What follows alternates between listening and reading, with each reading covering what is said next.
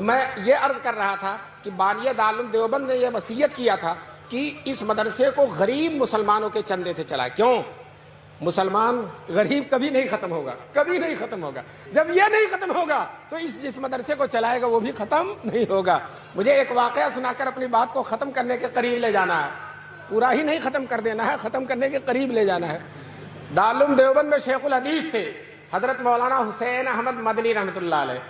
انگریز ان سے ڈرتا تھا بہت زیادہ, پورے ملک میں جا کر انگریزوں کو للکار, ڈرتے نہیں تھے, شیر کی طرح دہاڑتے تھے. تو انگریزوں نے سوچا ان کو دارالعلوم دیوبند سے نکلوا دیا جائے. اگر یہ دارالعلوم دیوبند سے نکل جائیں گے تو ایک تو دارالعلوم دیوبند کا اسٹیج بہت بڑا اور دوسرے ان کی شخصیت بہت بڑی, دونوں مل کر بڑی طاقت ہو جاتی ہے اور ہمیں نقصان بہت ہوتا. کم سے کم ان کو دارالعلوم سے نکلوا دیا جائے تاکہ ان کی آواز میں وہ زور نہ رہے. کم سے کم دارالعلوم کے شیخ الحدیث تو نہیں رہیں گے. لیکن چونکہ دارالعلوم دیوبند انگریزوں سے ایک پیسہ نہیں لیتا تھا تو انگریز اس پر کوئی آرڈر بھی نہیں دے سکتا تھا.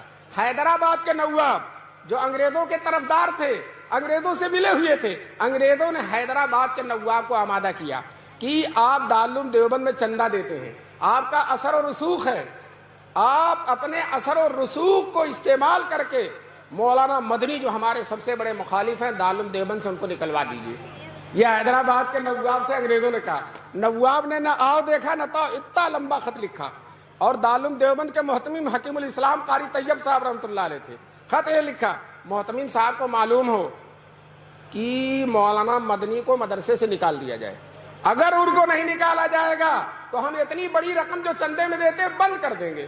حضرت قاری طیب صاحب کو ان بوڑھوں نے دیکھا ہوگا, حکیم الاسلام تھے, بڑی ہی لطافت کی باتیں ان کی زبان سے نکلتی تھیں.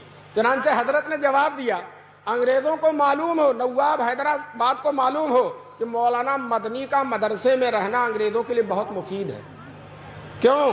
ہم ان کو ہفتے میں 6 دن چھٹی نہیں دیتے, بخاری اور ترمذی پڑھواتے ہیں, جمعے کے 1 دن چھٹی کے ملتے ہیں, ملک میں کہیں جا کر انگریزوں کو للکارتے ہیں.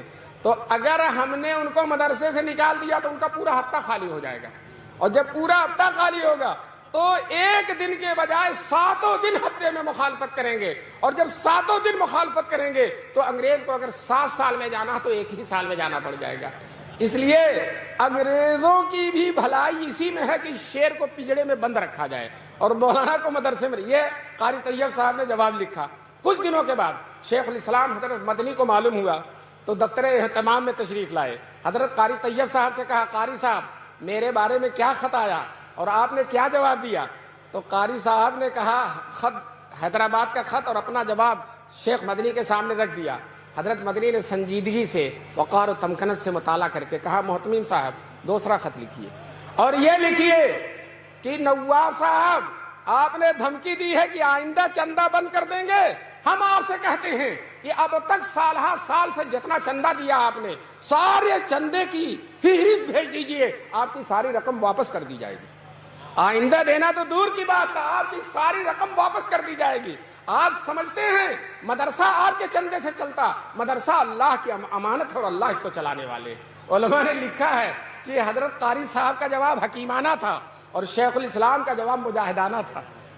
میں نے واقعہ ایک جگہ سنایا, وہاں مولانا افضال صاحب جوہر قاسمی جو اسی اطراف کے رہنے والے تھے, جی وہ مجھ سے محبت فرماتے تھے, وہ کھڑے ہو گئے میری تقریر کے بعد اور کہا مولانا نے, وہ موجود تھے, کہا مولانا نے جو واقعہ سنایا وہ ہمارے ہی زمانے میں پیش آیا تھا, جب وہاں ہم پڑھتے تھے اسی زمانے میں پیش آیا تھا. دوستو دیکھیے اللہ تعالیٰ نے انہی کے ایک مخصوص شاگرد سے تائید کرا دی.